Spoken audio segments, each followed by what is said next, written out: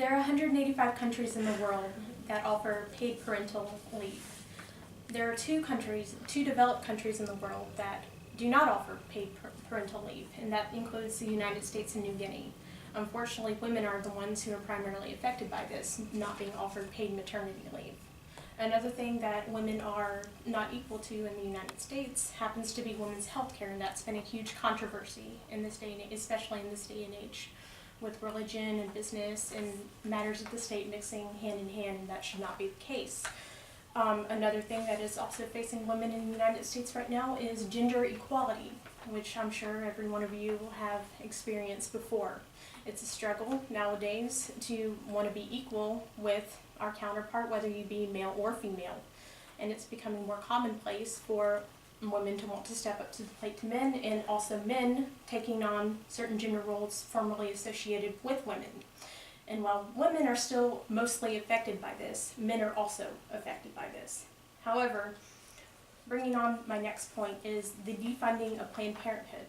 Now, Wendy Davis, who is a Texas Democratic politician, stepped up to the plate to filibuster in 2013, when Congress was opting to either continue funding Planned Parenthood on a government level or to defund it. As we know, since this happened in 2013, the filibuster failed and Planned Parenthood has been defunded by the state. However, as we also now know, Planned Parenthood is getting a lot of private funding now, thanks to that particular controversy.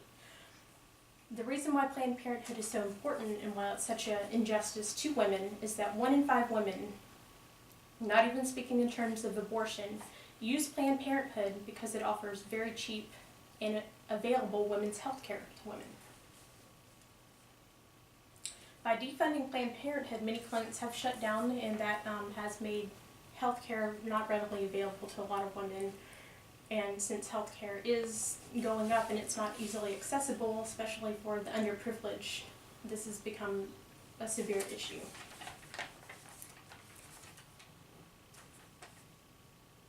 Also, speaking in terms of health care, companies such as Hobby Lobby, who rely on religious backgrounds, also have tried to opt out of offering women's health care to women working in their company. And this has been hindering women also from getting birth control, simply because of religious beliefs. This is still nowadays a hot debate between religion and big businesses, considering there are a lot of right-wing conservatives who think that religion should be a choice in the matter of business relations, but then we look at the separation of state and religion, and there's a disconnect, a massive disconnect there. So where we should be looking at business policy and healthcare that is equal to all, we're instead focusing on small religious beliefs. After all, a company is not a church, it is a place of business, and it should be equal healthcare for all, and that includes having access to birth control.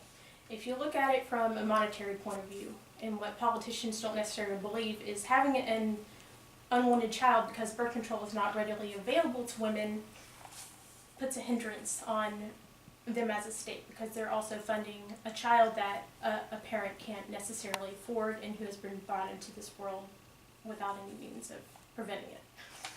Which brings me to another point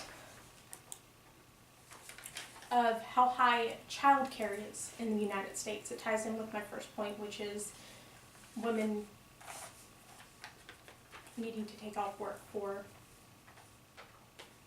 maternity leave. Since the high cost of child care in the United States is on average about $400 a week.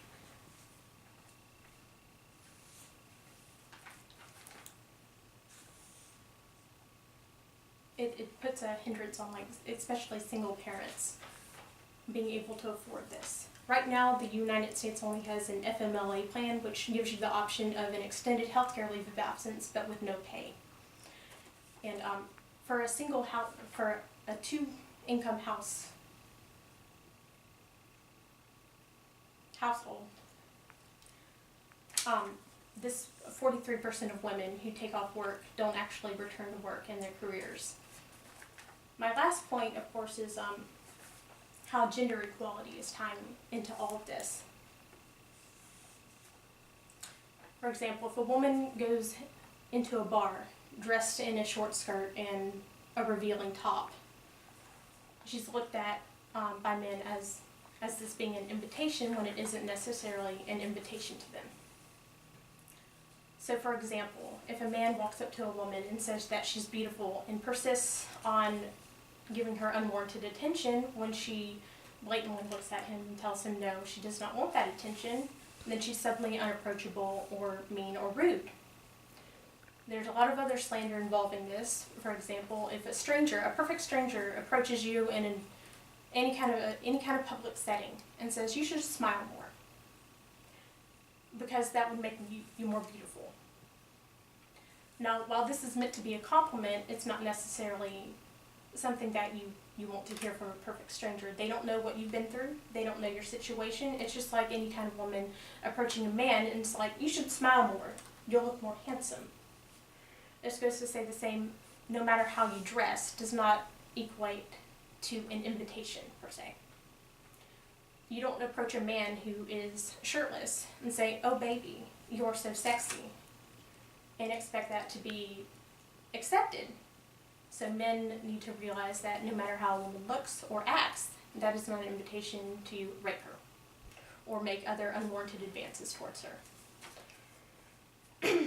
This is, of course, a two-way street, and the behavior should not go both ways, and that's why we strive for gender equality as a whole. A woman does not have the right to use the same slander towards men as men use towards women, because that defeats the purpose of having gender equality. And the more a woman encourages victimization and the more she becomes a hypocrite, the less likely we'll achieve gender equality in the United States. So in conclusion, we say we are a free nation of equality, but we still have leaps and bounds to go before we are a gender equality state. There's still a lot of issues that both genders need to work through, and that includes having equal opportunity to health care, having equal opportunity to paid parental leave, and having equal opportunity to be a person. Thank you. I ran out of memory.